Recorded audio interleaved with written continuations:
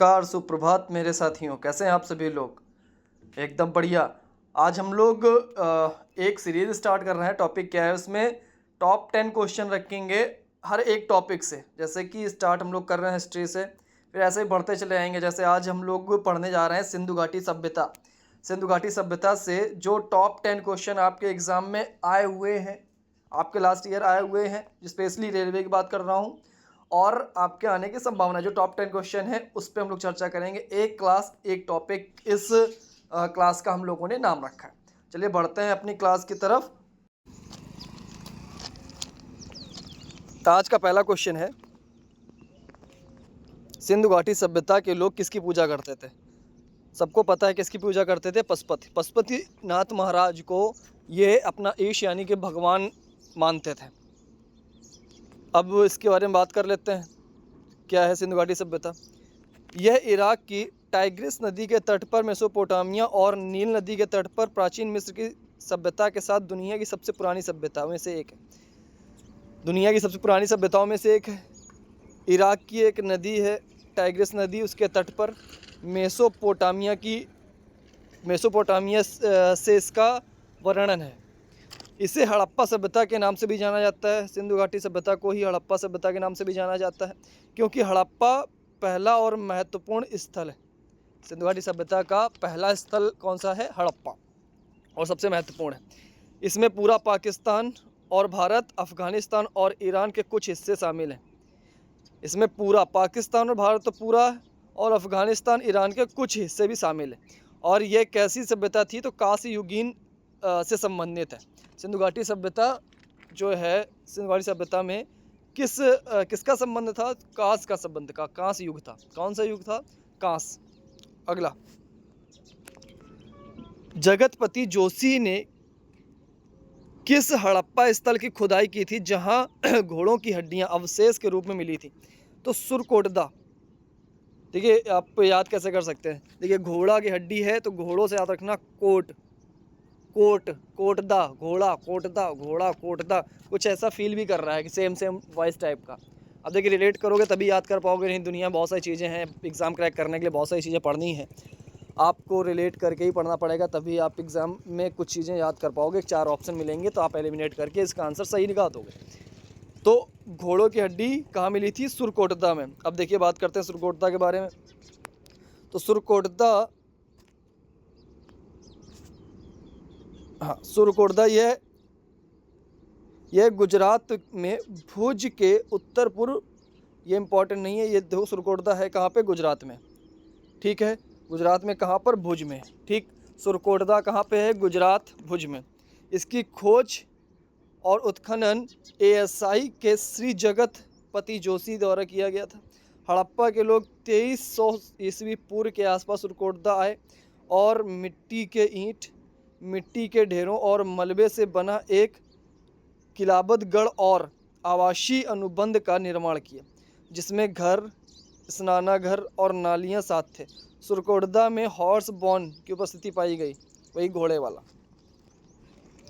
अगला है, सिंधु घाटी सभ्यता के किस स्थल पर विशाल धन्यागार? देखिए, धन मोहनजोदड़ो, याद रखना। जहाँ अभी मूवी भी आई थी एक, मोहनजोदड़ो, याद है? मोहनजोदड़ो करके मूवी आई थी, तो बस याद रखना, जहाँ पे धन है, पैसा है, तभी उन्होंने इसकी मूवी निकाली। तो मोहनजोदड़ो धन्यागार। अब देखिए अगला क्वेश्चन क्या है? मोहनजोदड़ो के स्थल पर प्राप्त नृत्यांगना और दाढ़ी वाले बाबा की मूर्ति किस पदार्थ से बनी थी? देखिए, तो कांसे की। जो नृत्यांगना थी वो कांस की थी, जबकि जो दाढ़ी वाले बाबा थे वो सेलखड़ी की थी। अच्छा, इनकी तस्वीर आपको दिखाते हैं, कैसी तस्वीर थी। ये देखिए, ये थी अर्नेस्ट मैक ने 1926 में मोहनजोदड़ो के स्थल पर नृत्यांगना की मूर्ति खोज की।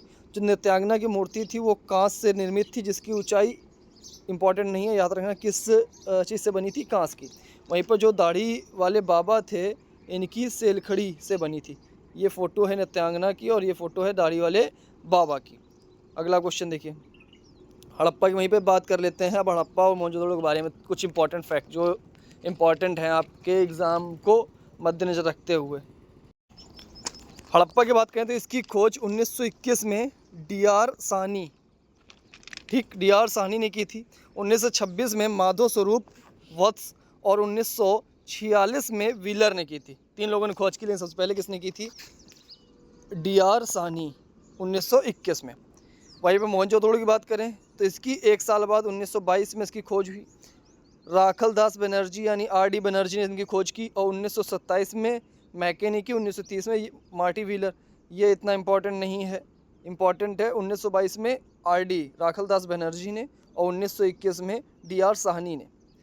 महत्वपूर्ण खोज देखिए, हड़प्पा की बात करें तो इनकी महत्वपूर्ण खोज क्या थी? अन्न भंडार, कुंवारी देवी की मोहर और माता देवी की मिट्टी।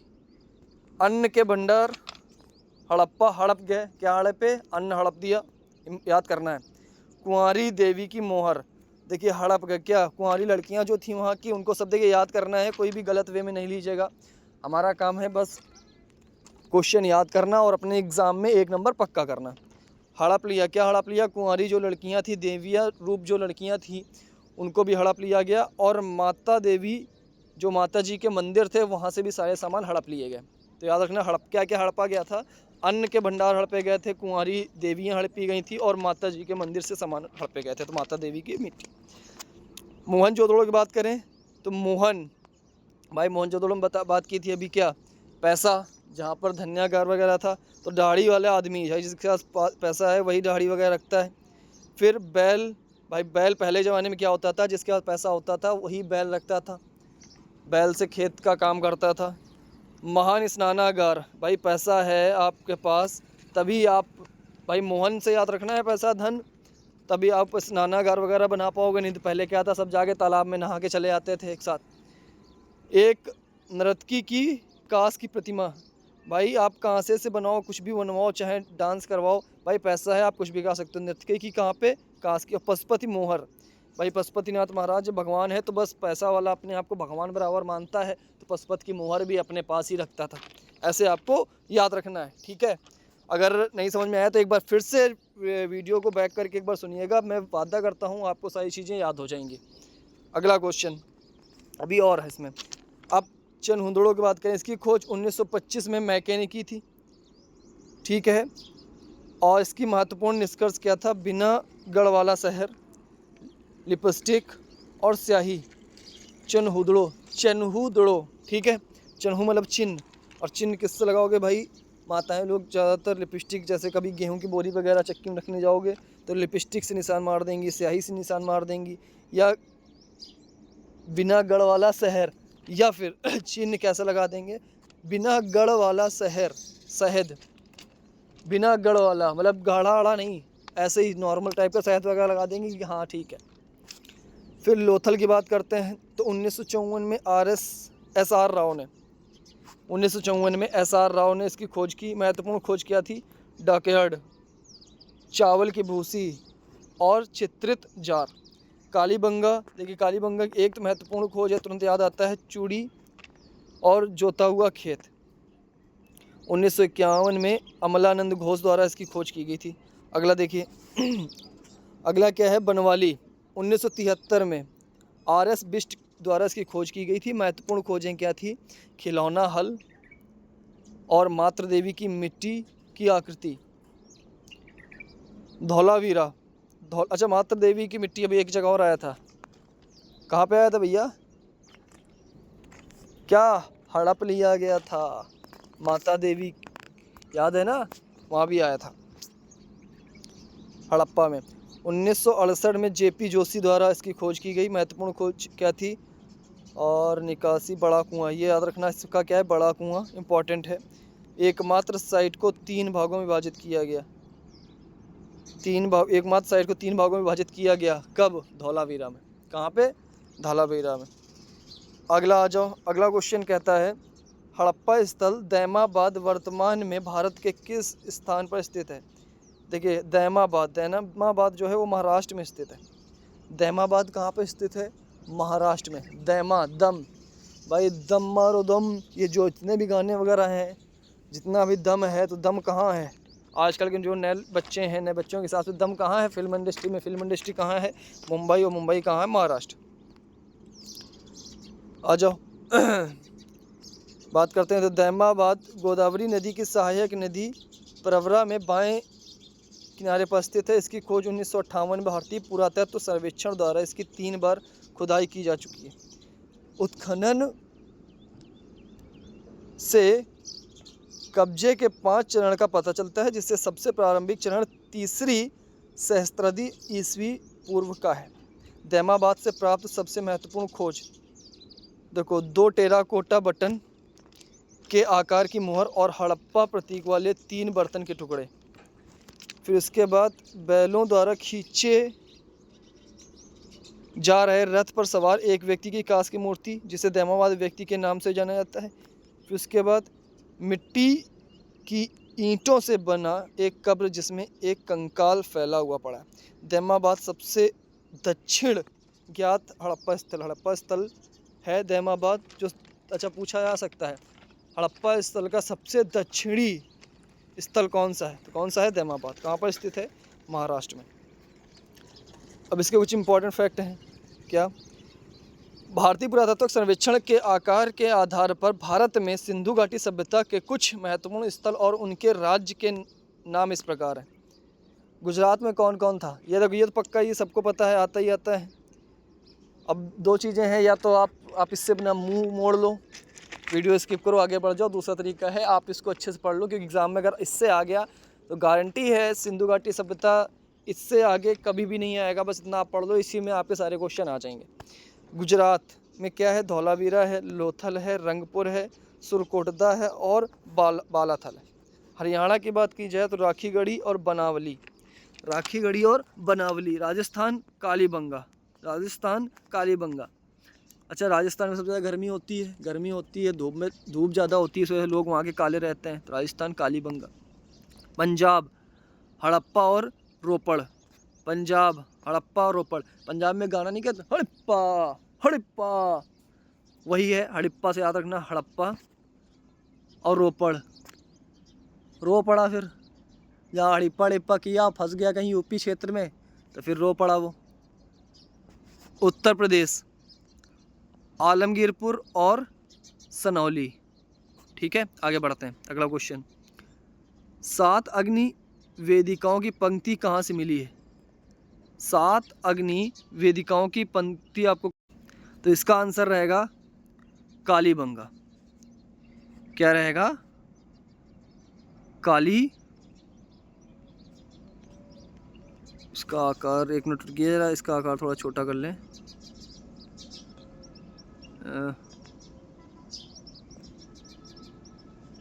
स्टैंडर्ड और इस पे लगाया, इसका आकार,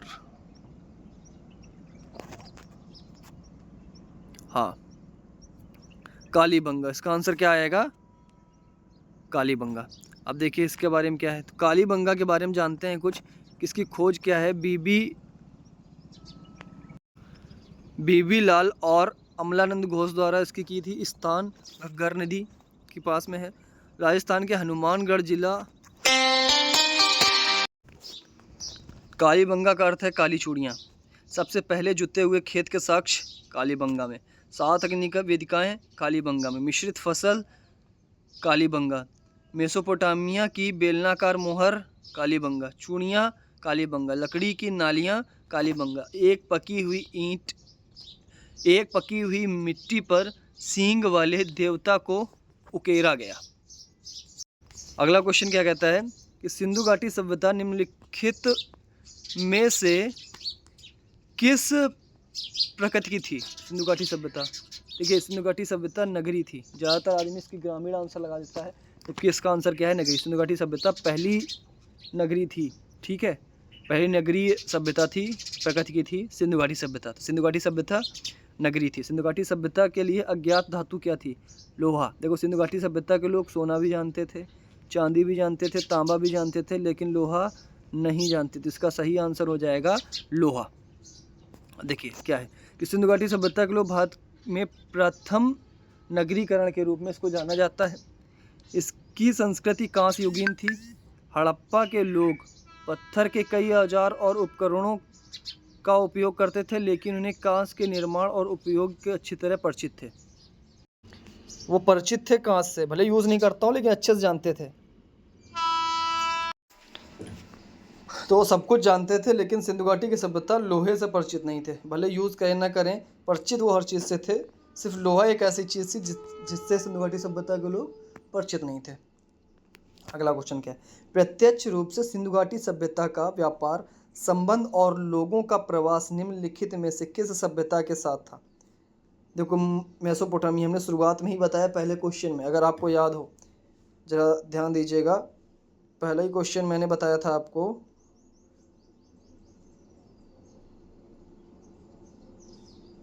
मेसोपोटामिया। देखिए ये वही सेम बात वो बोल रहा है इस क्वेश्चन में। क्वेश्चन नंबर कौन सा है ये? क्वेश्चन नंबर ये मेसोपोटामिया, ठीक है। तो सिंधु घाटी के व्यापार किससे इन्होंने स्टार्ट किया? मेसोपोटामिया से, ठीक है। अगला क्वेश्चन आगे देखते हैं, इसका अगर कोई फैक्ट है। मेसोपोटामिया सभ्यता के लोगों के साथ सिंधु लोगों के व्यापारिक संबंध थे। मेसोपोटामिया के अभिलेखीय साक्ष्य हमें मेसोपोटामिया के साथ हड़प्पा के संपर्क के बारे में बहुमूल्य जानकारी भी प्रदान करते हैं। इन अभिलेखों में दिलमुन, मगन और मेलुहा के साथ व्यापार का उल्लेख है। राखी गढ़ी के निष्कर्ष बताते हैं कि मेसोपोटामिया के संपर्क में इसने महत्वपूर्ण भूमिका निभाई है। अगला ये सब, ठीक है। आगे बढ़ते हैं। And thank you for watching. कैसा लगा आपको वीडियो ज़रूर बताइएगा, और हमें उम्मीद है कि आपको हम अच्छा कंटेंट दे पा रहे हैं। अगर और को सुधार करने की आवश्यकता है तो ज़रूर अपडेट करें। मिलते हैं फिर आपसे अगले वीडियो में, तब तक के लिए जय हिंद।